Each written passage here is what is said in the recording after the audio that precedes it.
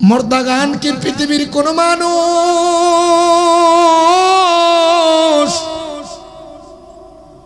দুনিয়ার ধন দৌলত স্বর্ণ রূপা হীরা জহরত দুনিয়ার শ্রেষ্ঠ দামি উপহার দিয়ে সাহায্য করতে পারে না, কোনো সহযোগিতা করতে পারে না।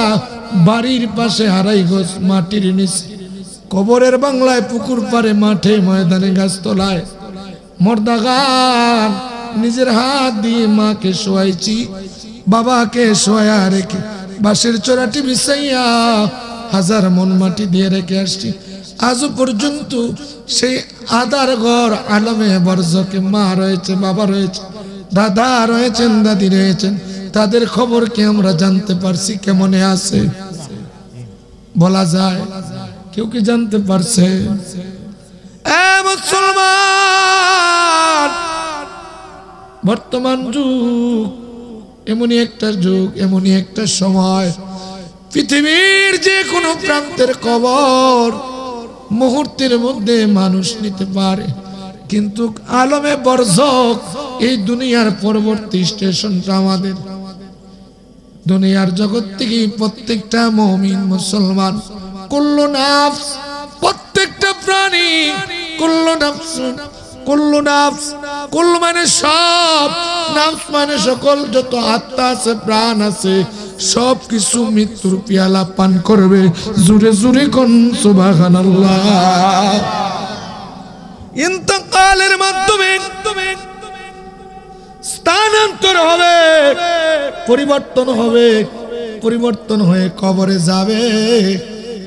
এই কবরের বাসিন্দা যারা আদম আলাইহিস সালাম থেকে অদ্যবর্তী আজকে পর্যন্ত, এই সময় পর্যন্ত কত মানুষ দুনিয়ায় ছিল গো, চলে গেছে, আর কোনদিন তারা দুনিয়ায় ফিরে আসবে না। কত মানুষ আইলো গেল আল্লাহ বাবের জনম লইয়া, কেউ তো নাই লোগ আল্লাহ দুনিয়ায় ফিরিয়া। কেউ দুনিয়ায় ফিরে আসবে না বাবা, দুনিয়ার থেকে চলে যেতে হবে। আজ থেকে 100 বছর পরে আমরা যারা আছি, 200 বছর পরে এই মানুষগুলা কি দুনিয়ায় থাকবো? বলুন তো, তাদের স্থান কোথায় হবে? আলমে বরজক কবরের জগতে। সেই কবর জগৎ থেকে যারা এখন কবর জগতে আছে তারা বলতেছে, দুনিয়ার আওলাদ রে, আমার সন্তান ছেলে মেয়েরা রে, বাজারে কেনাকাটা করলে, দোকানে মেলায় কিছু সদাই করে কেনাকাটা করে আজকের এই মহান নিয়ামত বেহেশতের বাগান পাইয়া আল্লাহর ওলি হযরত কারি শাহ শেখ ওসমান উদ্দিন রহমতুল্লাহ আলাইহি সাহেব কাবলা ফুলতলি রহমতুল্লাহ আলাইহি ইসালে সব মাহফিলে বসলি না, আমি মার জন্য দোয়া করলি না, আমি বাবার জন্য দোয়া করলি না। দুনিয়া নিয়ে ব্যস্ত হয়ে গেলে বাড়ি, যে বাড়িতে থাকো, যে বিল্ডিং এ থাকো, সেটা আমি মার, আমি বাবার ছিল। বাবারে একটু দোয়া করলি না, একটু নজরানা পাঠালে না। তারা কি চায় কবর থেকে আমরা বুঝতে পারি না। কোরআন এবং হাদিস, কোরআন সুন্নাহ শরীয়তের দলিল ইজমাকিয়াত চারটা দ্বারা বোঝা যায় যে কবরবাসীরা চায়, আওলাদ রে একটু দোয়া কর, মাগফিরাত কামনা কর, নেক আমল কর, আমাদের রুহে বকশিশ কর, হাদিয়া নজরানা পাঠাই, চলে সব কর। আমি মা তোরে, আমি বাবা তোরে কবর থেকে রুহানি দোয়া দিব। একটু জোরে কোন সুবহানাল্লাহ। কবরের মানুষগুলা বড় বিপদে আছে। কতটুক বিপদ, সেই বিপদের উপমা দিতে গিয়ে আল্লাহর নবী নূরে খোদা বর্ণনা করেন শুআইবুল ঈমান নামক কিতাবের মধ্যে। আল্লামা ইমাম বাইহাকি রাহমাতুল্লাহ আলাইহি হাদিস কানা বর্ণনা করেছেন। দুনিয়ার মানুষ গো, সুনানে কুবরার মধ্যে সেই হাদিস কানা এনেছেন যে সমুদ্র পথের যাত্রী জাহাজ ডুবে যখন পানিতে ডুবে যায়, মানুষগুলা পানিতে বেশে পৃথিবীর মানুষের দিকে আহ্বান করে ডাকে, দুনিয়ার মানুষ আমাদেরকে সাহায্য করো, আমাদেরকে দয়া করো, আমাদেরকে রক্ষা করো। ঠিক সেরকম কবর থেকে মা বাবা দাদা দাদি নানা নানি কান্দে আর কয় আওলাদ আমাদের জন্য একটু ইসালে সব করলি না, দুয়ার আয়োজন করলি না, কান্দে এ মুসলমান। তাদের ইসালে সব নেক কাজ করে হাদিয়া নজরানা বকশিশ করা আমরা চাই কি চাই না? মায়ে কান্দেন বাবা কান্দে কবরে, দাদা কান্দে দাদি কান্দে কবরে, মায়ারা ওলাদ নেই রে বুঝি সংসার।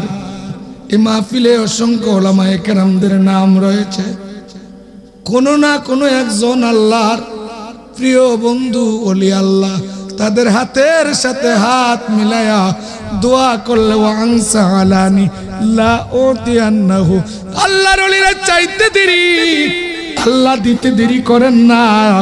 তো এখানের মধ্যে গুনাহ মাফের জন্য, দুনিয়ার কল্যাণের জন্য, পরকালীন জীবনের মুক্তির জন্য দোয়া করা হবে।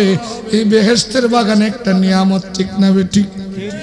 যারা আসলো তারা এই নিয়ামতের ভাগীদার হবে আল্লাহর খুশি করার জন্য। চিৎকার মেরে একবার বলা যাবে কি আলহামদুলিল্লাহ? হয় নাই? আল্লাহকে খুশি করার জন্য, শয়তানকে বেজার করার জন্য। আর মহাব্বতে বলুন আলহামদুলিল্লাহ। বুঝে যাবেন আলোচনা। ইসলামের প্রথম সময় রাহমাতুল লিল আলামিনের বয়স যখন 8 বছর, কত তখন তিনার দাদা আব্দুল মুত্তালিব দুনিয়া থেকে বিদায় নিলেন। মা ইন্তেকাল করলেন, ওফাত মোবারক করলেন। যখন 6 বছরের বয়স আল্লাহর নবী মার বুক হারিয়ে ফেললেন। দাদার কাছে বড় হলেন 8 বছর বয়সে। দাদা আব্দুল মুত্তালিব ডাক দিলেন, আবু তালিব আমার সন্তান আয়, তোর কাছে আমার কলিজার টুকরো নাতিকে রেখে গেলাম, যিনি তামাম দুনিয়ার রহমত, যিনি সৃষ্টির আউয়াল, যিনাকে আল্লাহ সৃষ্টি না করলে কিছু সৃষ্টি করতেন না। এই আমার কলিজার টুকরো নাতি আমার আব্দুল্লাহর ছেলে মুহাম্মদকে চোখে চোখে রাখবা, কষ্ট দিও না, তোমার কাছে রেখে গেলাম আমানত, তাকে তোমার শেষ নিঃশ্বাস পর্যন্ত দেখে রাখবা। একটু জোরে জোরে এখন সুবহানাল্লাহ।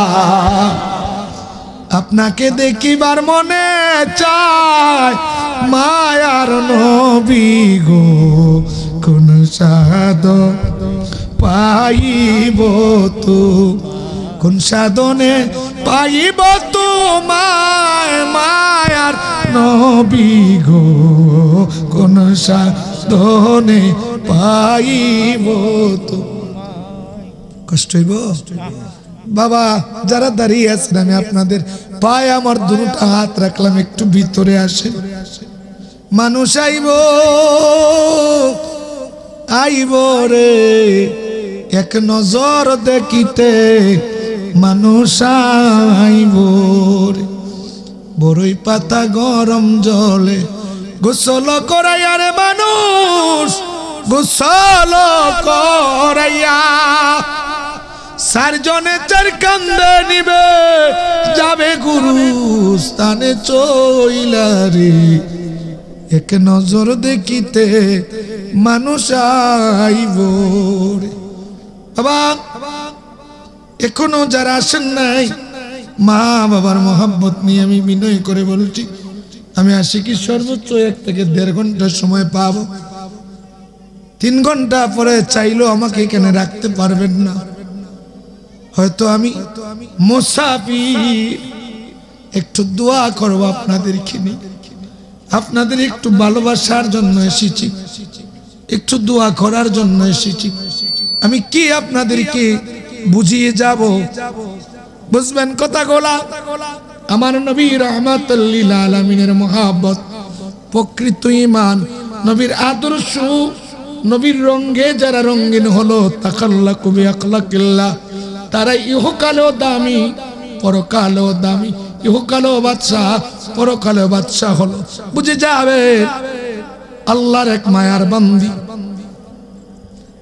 আসাদ বিনতে ফাতেমা, নবী মুস্তাফার সাসি, আমার নবীর দাদা আব্দুল মুত্তালিব ইন্তেকালের পরে চাচা আবু তালিবের ঘরে মা আসাদ বিনতে ফাতেমা বলেন, দুনিয়ার মানুষ রে, আমি দেখিয়েছি শিশু নবী, কিশোর নবী, রাহমাতাল লিল আলামিন, রাত্রি বেলা যখন ডাইন করোটে ঘুমিয়ে পড়তে, ভোর বেলা আমার সন্তানদের মুখের দিকে তাকালে দেখতাম চোখের পিছুর লাগামের লালা উঠে বাইয়া পড়ছে। কিন্তু আমার সেই সন্তান রাহমাতাল লিল আলামিনের মধ্যে ঘুমের তন্ত্রার বাপ, এরকম কোন চিহ্ন পাওয়া যাইত না। রাস্তায় দিয়ে যদি হাঁটতেন পুষ্প গান বাইরে হতো, বৃক্ষ গোলা নবীর দিকে জুইকা থাকতো, আবে মেঘমালা নবীজিকে ছায়া দিত। আমি তখনই বুঝেছিলাম এই কিশোর কোনো সাধারণ কিশোর না, তিনি হবেন শেষ জামানার পয়গম্বর, রাহমাতাল লিল আলামিন। বনের যত পশুগণ ভক্তি করে দুই চরণ, পাখিরা সব বাতাস করে গায় মায়ার নবী গো,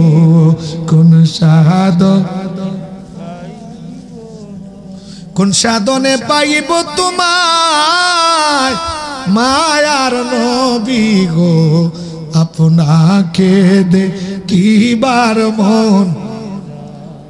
নবী কি শুধু আপনি আমার? নবী মুস্তাফা বলেন, উরসিলতু ইলাল খালকিল কাফাত, সমগ্র সৃষ্টির যা আল্লাহ সৃষ্টি করেছেন সব কিছুর জন্য আমি নবী হিসেবে দুনিয়ায় আগমন করেছি। আমি গাছের বৃক্ষের তরুলতার 18 থেকে 80,000 আলমের সব কিছুর নবী। জিন ইনসান ফেরেশতা কুল কায়নাতের হুর পরিকল্পনা যা আছে আল্লাহ সৃষ্টি করেছেন সকলের নবী। একটু জোরে কোন মারহাবা, মারহাবা ইয়া রাসূলুল্লাহ, মারহাবা মারহাবা ইয়া রাসূলুল্লাহ, মারহাবা মেরে আকা মেরে মৌলা, মারহাবা সালাতুন ইয়া রাসূলুল্লাহ আলাইকুম সালামুন হাবিবাল্লাহ। কষ্ট নিবেন না, আমি আলোচনায় ঢুকে যাচ্ছি, প্রবেশ করছি। দেখেন মনটা নরম হয়নি কেন? আমি সেই আলোচনাগুলো আপনাদেরকে শোনাবো, সেটা শেষের দিকে বলে যাব কেন এই বিষয়টা নিয়ে সামনে বাড়ছি। আমার ভাই, অত্যন্ত প্রিয় ভাই, যিনি বারবার যোগাযোগ করেছে, আমার প্রিয় ভাই জনাব মোহাম্মদ রহিল মিয়া সাহেব হুজুর, আল্লাহর হাবিবের কাছে যিনি সর্বক্ষণ সর্ব অবস্থায় থেকে জীবন গঠন করেছেন, যিনি বেলায়েতের সম্রাট শেরে খুদা আলী, তিনার জিন্দেগি থেকে যিনি জান্নাতের সরদারিনী খাতুনে জান্নাত মা ফাতেমার উভয়ের একটা সংসার জীবন আছে, উভয়ের এই দুনিয়ায় কিছু সময় হায়াতের জিন্দেগি রয়েছে। তা মুমিনে মুসলমানদের জন্য আদর্শের জীবন, জান্নাতি জীবন তাদের জীবন থেকে গঠন করা সম্ভব হবে। তাদের আদর্শ থেকে নিজের আদর্শ বাস্তবায়ন করলে জান্নাতি জীবন গঠন করা সম্ভব হবে। একটু জোরে কোন সুবহানাল্লাহ। সেজন্য আমি এদিকে নিয়ে যাচ্ছি, বুঝে যাবেন আলোচনা। আল্লাহর নবী আসাদ বিনতে ফাতেমার ঘরে, আসাদ বিনতে ফাতেমা বলেন উফাউল উফা ফিদ্দারিল আখবারিল মুস্তাফা নামক কিতাবের মধ্যে আমার নবী যে বিছানায় শুইতেন সে বিছানার মধ্যে খুশবু ঘ্রাণ বাইর হইত। আসাদ বিনতে ফাতেমার শেষ সময়ে বুঝবেন কথাগুলো, অভাব ছিল আবু তালিবের ঘরে, অনেক সন্তানাদি ছিলেন তিনার, তো একদিন আল্লাহর নবী বুঝতে পারলেন, চাচাকে বললেন, চাচা গো, আব্বাস রাদিয়াল্লাহু তাআলা আনহু আমার চাচা আবু তালিবের অনেক সন্তানাদি, আমরা যদি বন্টন করি দুই একজন এই সংসারের চাপটা হালকা হবে। আল্লাহর নবীর কাছে পরবর্তী সময়ে শেরে খোদা আলীকে নিয়ে নিলেন, আর আমার নবীর চাচা আব্বাস রাদিয়াল্লাহু তাআলা জাফর ইবনে আবু তালিবকে নিয়ে গেলেন। একটু জোরে কোন সুবহানাল্লাহ। ইনসাফ গান নবীর উম্মত সর্বক্ষণ ইনসাফের মধ্যে থাকে। আর আমার নবী ছিলেন পৃথিবীর শ্রেষ্ঠতম ইনসাফ ওয়ালা, রাহমাতাল লিল আলামিন। জোরে কোন সুবহানাল্লাহ। বুঝে যান রহমতের নবী আসাদ বিনতে ফাতেমার ঘরে। আসাদ বিনতে ফাতেমা বুঝতে পারলেন না আমি তো চলে যাব। রাহমাতাল লিল আলামিনকে একদিন ডাক দিয়ে বললেন, বাবা বাবা মুহাম্মদ গো, আল্লাহর নবী বলে আমি আপনাকে গ্রহণ করেছি, আল্লাহর প্রতি ঈমান এনেছি। আমার মন সাক্ষী দিচ্ছে আপনি আল্লাহর হাবিব, আপনি আল্লাহর নবী, হে আল্লাহর পয়গম্বর। আমার কিছু দাবি নজরানা স্বরূপ যদি কবুল করো। আল্লাহর নবী চোখের জল ছেড়ে দিয়ে বললেন, মা গো, 6 বছরের কালে মাকে হারিয়ে ফেলেছি। মার আদর আমি কি জিনিস পরবর্তী সময় আমি বুঝি নাই। সেই আদরটুকু আপনি দিয়ে আমার চাচা ভালোবাসা দিয়ে পর্যন্ত তোমাকে নিয়ে আসতো, কি চাই গো মা খুলে বলো। আসাদ বিনতে ফাতেমা বলে, বাবা আলমে বরজক কবর জগৎ বড় একটা মুসিবতের জায়গা। কিয়ামতের আগ পর্যন্ত আল্লাহ পাক কবরের বাংলায় রাখবে। সেই কবর থেকে আমার আল্লাহ হাসরের ময়দানে উঠাবে। নেকি বদি ওজন হবে, ফয়সালা হবে। যদি আমার নেক আমল না থাকে আমার ঠিকানা হয়ে যাবে জাহান্নাম। আর নেক আমল ওয়ালা যারা তাদের স্থান হয়ে যাবে জান্নাত। একটু জোরে জোরে কোন সুবহানাল্লাহ। আপনি আল্লাহর বন্ধু, আপনি আল্লাহর হাবিব, আমার মন সাক্ষী দিচ্ছে আপনি আল্লাহর নবী। আমাকে আপনি, আমি যদি মারা যাই রে বাবা মুহাম্মদ, আমার যদি ইন্তেকাল হয়, আমাকে তোমার একটা জুব্বা মুবারক দি প্রথম শর্ত এক কাফন বানাইয়া দিবা। দুনিয়ার কোন কাপড় দিয়া আমার কাফন দিও না। মার কি চাই বাবা, আমার গোসল কার্য শেষ হবার পরে জানাজার নামাজটা পড়াইয়া আপনি জানাজার নামাজ পড়াইয়া কবর খনন করা হলে কবরে একবার শুইবা আগে, তারপরে আমাকে শুয়াইবা। তাহলে আমি মরার পরেও কবরে গিয়ে শান্তি পাবো।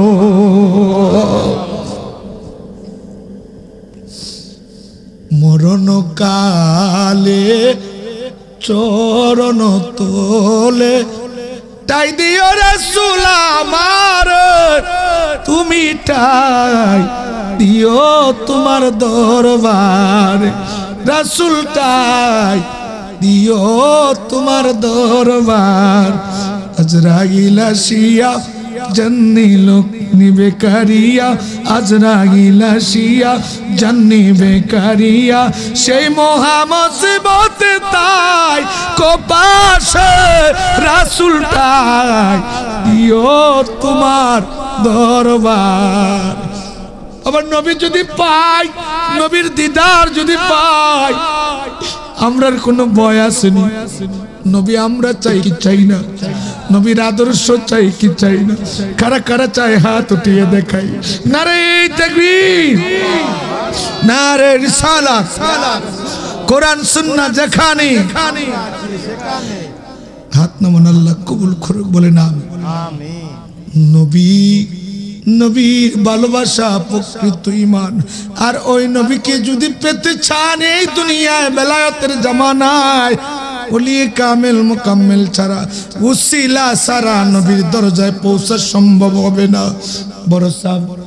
বড় সাহাবের সহধর্মিনী আমাদের আম্মাজান কিছুদিন আগে যিনারা বড় সাহাবের কাছে বায়াত হয়েছেন, তাদের রুহানি মা, মারহাবা কর, ওই তো 3-4 দিন হয়ে গেল আল্লাহর বান্দি দুনিয়া থেকে স্বামীর হাত জানাজানি আলমে বড় জগে চলে গেলে অসংখ্য অগণিত মানুষের মনের মধ্যে একটা দাগ কাটতেছে, ঠিক না বেঠিক?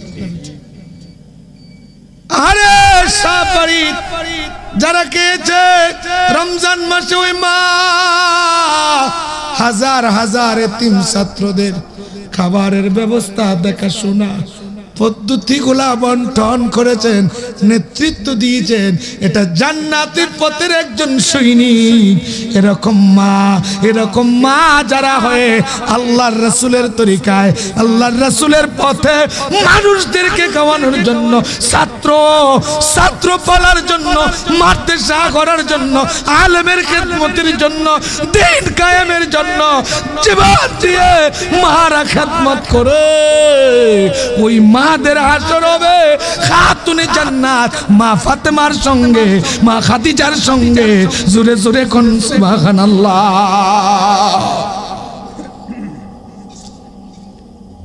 এ মুসলমান, হাসদ বিনতে ফাতেমা যখন কথা বললেন, আল্লাহর নবী নূরের নবী, নূরে খোদা, চোখের জল ছেড়ে দিয়ে বললেন, মা কেঁদো না গো মা গো, তুমি যদি দুনিয়া থেকে চলে যাও, তোমার সেই ওয়াদা গুলা, নসিহত গুলা আমি পূরণ করব। আল্লাহর নবী মসজিদে শেরে খুদা আলী কানায়ে কাবার হাতিমে দুনিয়ার জগতে আগমন করেছিলেন। কোন মারহাবা। পৃথিবীর সর্বপ্রথম পুরুষদের মধ্যে ইসলাম গ্রহণ করেছিলেন তিনি হলেন শেরে খুদা আলী। কিন্তু প্রকাশ্যে বলতে পারেন নাই বাবা আবু তালিবের জন্য। বাবানি কোনো কিছু বলে রে, এ মুসলমান জানেন না, বুঝে যান। কিন্তু প্রকাশ্যে ঘোষণা দিয়েছিলেন খলিফাতুল মুসলিমিন হযরত আবু বকর। যখন বড় কাপড়ের ব্যবসায়ী ছিলেন, দেখলেন চন্দ্র সূর্য রাত্রিবেলা স্বপ্নে তিনার চাদরের নিচে আর সৈনিক ওহাইরা নামক গণকের দ্বারে গেলে বুঝতে পারলেন নবী আগমন করেছে। গণক ডাক দিয়ে বলল, এরে আবু বকর, তোমার নাম কি? আবু বকর বলে হ। বলে তুমি এই মুহূর্তে তোমার নবীর সন্ধান লাগাও। তোমার নাম তাওরাতে, জাবুরে, ইনজিলে আল্লাহ পাকের 100 ছোট ছোট সহিফা এসেছে। তুমি হবে নবীর সাহাবী, নবীর সঙ্গী। একটু জোরে কোন সুবহানাল্লাহ। আমি কিতাব পড়তে গিয়ে, তাফসীরের কিতাব, এক পর্যায়ে দেখি মুসা নবীর মা 2500 বছর আগে দুনিয়ায় এসেছিলেন। যখন 40,000-এর অধিক সন্তান কতল করে দিয়েছিল, সেই ফেরাউন নাম শুনছেননি? এখনো আছে তার লাশ, আছে কিনা নাই? কত হাজার বছর হয়েছে? 2500 বছর হয়েছে। আজ অবধি তার লাশটা মাটিয়ে খায় না, পানিয়ে খায় না, তা পচে না, গলে না, এমনি ভাবে রয়ে গেল। কারণ কি? লানাহুমুল্লাহু ফিদ দুনিয়া ওয়াল আখিরা। আল্লাহর লানত দুনিয়া এবং আখিরাত সব শেষ। কাজ কি? 40,000-এর অধিক শিশু হত্যা করেছে, কতল করেছে। নবী মুসাকে কষ্ট দিয়েছে, মুসলমানকে কষ্ট দিয়েছে। তিনার একজন সহধর্মিণী ছিল, আল্লাহওয়ালা, নবীওয়ালা, মা আসিয়া। তিনার একজন বাদিনী ছিল, তেলের মধ্যে গরম তেলে ছেড়ে দিল। ঈমান আনার কারণে, আল্লাহকে ডাকার কারণে, আল্লাহর ইবাদত করার কারণে আসিয়া এক পর্যায়ে বলল, আরে ফেরাউন, আমি যে খোদার ইবাদত করি ওই খোদাকে যদি ডাকো, আল্লাহ পাক দুনিয়া আখিরাতের বাদশা বানাবে। তোমার এই ক্ষণস্থায়ী জীবনের বাদশাই চিরস্থায়ী না। আল্লাহর প্রতি ঈমান আনো, মুসা নবীকে মেনে নাও। জোরে কোন সুবহানাল্লাহ। মানলো না, কম্বক লাশ পর্যন্ত আল্লাহর বান্দিকে তেলের মধ্যে ছেড়ে দিল, গরম তেলে। কোন তাফসিরে এসেছে আল্লাহর বান্দিকে শাস্তি দিয়া দুনিয়া থেকে বিদায় করার মনস্থ করলো। ওই আল্লাহর বান্দি ডাক দিয়ে বলে, আল্লাহ, এই কঠিন বিপদের কান্ডারি তুমি। আমার আল্লাহ ডাক দিয়ে বলেন, জিবরিল রে, দুনিয়ায় যা, যে বান্দি জীবন দিয়ে দেয়, ঈমান দেয় না রে, আমার ওই বান্দির জন্য আমি আল্লাহর জান্নাতটা তুলে দাও। দুনিয়া থেকে পাড়ি দিয়ে আসতে দেরি, আমি আল্লাহর জান্নাতে প্রবেশ করাইতে দেরি করবা না। একটু জোরে কোন সুবহানাল্লাহ। নবীর প্রেমিকেরা দিশেহারা মরণের বই করে না, প্রেম তো মরে না। নবীর প্রেমিকেরা দিশেহারা মরণের বই করে না, প্রেম তো মরে না। প্রেম কইরাছেন নবী ওলি, খোদার শোনে গেছে মিশে গো। দিলেন আল্লাহ পর্দা খুলে, এসকে রব্বানা, প্রেম তো মরে না। আল্লাহর নবী বলেন, দুনিয়ার মানুষরা, ঈমানওয়ালাদের, আল্লাহওয়ালাদের, নবীওয়ালাদের এই চক্ষু ছাড়া আরেকটা চক্ষু আছে, যে অন্তর চক্ষু দ্বারা দেখে। ইত্তাকু ফিরাসাতুল মুমিনিনা ফাইন্নাহু ইয়ানজুরু বিন-নূরিল্লাহ। তারা যখন আল্লাহর, নবী বলেন, মুমিনের অন্তর্দৃষ্টিকে ভয় করো, তারা আল্লাহর নূর দ্বারা দেখে। তারা যখন অন্তর্দৃষ্টি দিয়ে দেখে মুমিনে কামেলরা, তখন দুনিয়া থেকে বিমুখ হইয়া আখিরাতের পথে, পরকালীন জীবনের পথে যাত্রা করে। তখন দুনিয়া চায় না। একটু জোরে কোন সুবহানাল্লাহ। কোন তো দুনিয়ার জীবন দামি না, পরকালীন জীবন দামি? আসতে জানি না, বুঝি না। এই দুনিয়া, এই দুনিয়া মুসাফির খানা, মন রে বেবে কেন দেখো না, সকলি চারিতে হবে, খবর হবে ঠিকানা। আলমে বরজকি সবাই থাকতে হবে কিয়ামতের আগ পর্যন্ত, বুঝে যাবেন। কিন্তু আমরা ছিলাম আল্লাহর রুহু জগতে, রুহু জগৎ থেকে মার রেহেম জগতে, দুনিয়ার জগৎ থেকে আলমে বরজক, বরজক থেকে কিয়ামতের ময়দান ফয়সালা হয়ে যাবে। ঈমানওয়ালা, আমলওয়ালা যারা যারা দামি হবে, ইন্নাল্লাযীনা আমানু ওয়া আমিলুস সালিহাতি উলাইকা হুম খায়রুল বারিয়া। যারা শ্রেষ্ঠ হবে নিশ্চয়ই ঈমানওয়ালারা, ঈমান আনার পরে আমল করবে। কোন সুবহানাল্লাহ। আমলে সালিহা করার পরে এরা হয়ে যাবে শ্রেষ্ঠ, দামি। এদের জন্য আল্লাহ জান্নাতি জীবন দিবেন। জোরে কোন সুবহানাল্লাহ। আচ্ছা, জান্নাতি জীবন যারা হবে এরা ভাগ্যবান, অবশ্যই ভাগ্যবান। কারণ এদের জন্য আল্লাহ ওয়াদা দিয়েছেন, তুই দুনিয়া থেকে আমল করে, ইবাদত করে আয়, আমি আল্লাহ তোদেরকে জান্নাত দিব। কোন সুবহানাল্লাহ। আরে যারা আল্লাহর নাফরমানি করলো, লা শুকুর, আল্লাহর শুকরিয়া জ্ঞাপন করলো না অধিক নিয়ামত পেয়ে, এদের জন্য আল্লাহ পাক চিরস্থায়ী জাহান্নাম। এবার বলেন এই যে দুইটা স্থান জান্নাত ও জাহান্নাম, এই দুটার মধ্যে দুটা কি এক সমান? আল্লাহ বলেন জান্নাতের অধিবাসী আর জাহান্নামের অধিবাসী দুইটা এক না। যারা জান্নাতের অধিবাসী তারা এই দুনিয়ায় সফল কাম, তবে জান্নাতের অধিবাসীরা আর দুনিয়া ও সিজনুল মুমিনিন ওয়াল জান্নাতুল কাফির, তারা দুনিয়ার জগতে কষ্ট করবে ঈমান রক্ষার জন্য, আমল রক্ষার জন্য জীবনও চলে যাবে, সাধনা করবে, কিন্তু ঈমান দিবে না, ঈমান দিবে না। জোরে কোন সুবহানাল্লাহ। আল্লাহর বান্দি বিদায় নিল, জান্নাতে প্রবেশ করলো, সম্মান যিনি দিয়েছেন তিনি কে? আচ্ছা বলুন তো, আসিয়া আলাইহিস সালামের নাম মানুষ সম্মান সূচক ভাবে নেয়, ফেরাউনের নাম কি সম্মানের সাথে নেয় না অসম্মানের সাথে? কেন?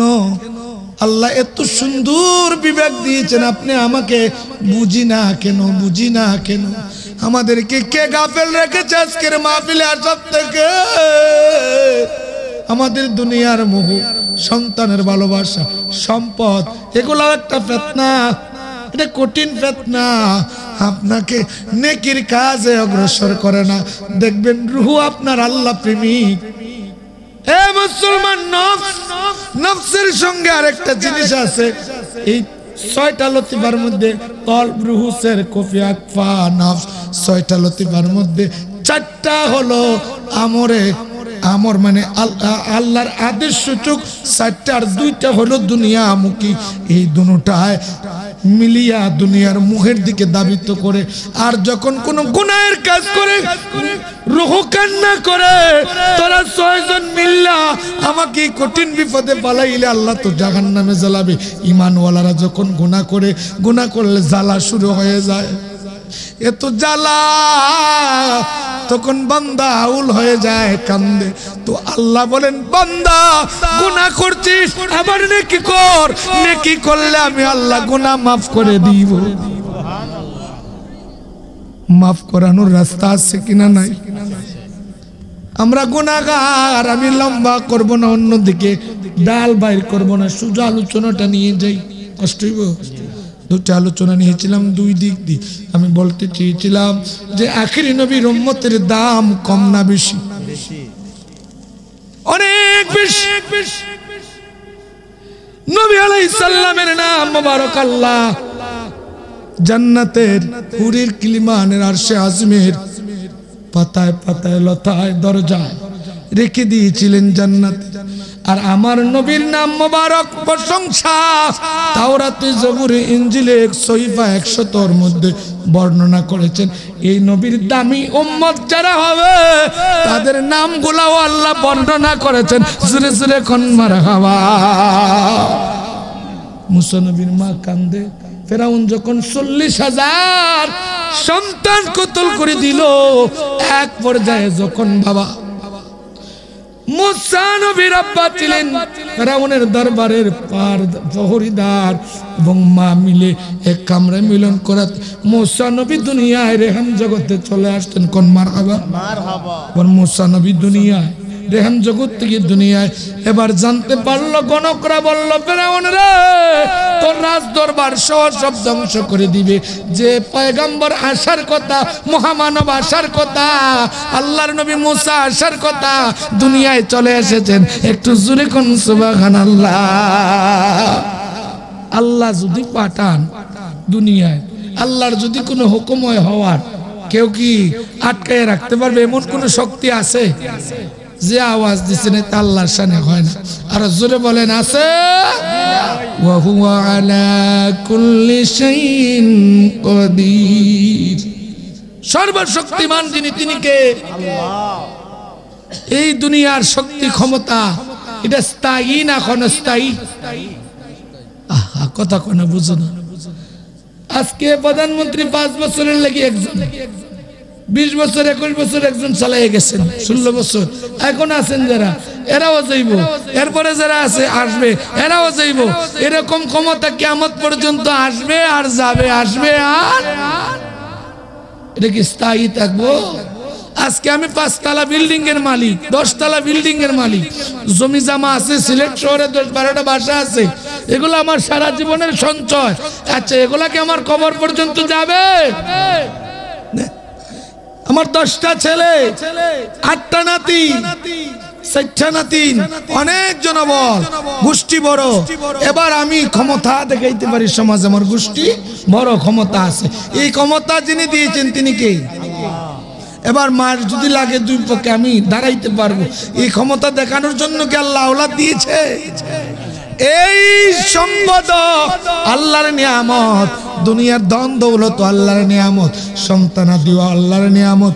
তবে বাবা মুসলমান, এটা আপনার সারা জীবনের সঞ্চয়, নেক আমলটাও আপনার সারা জীবনের সঞ্চয়।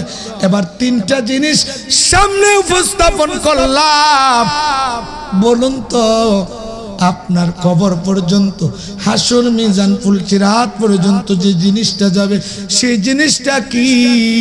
আপনি আমার নেক আমল ঈমান আনার পরে কোন ঠিক না বেটি?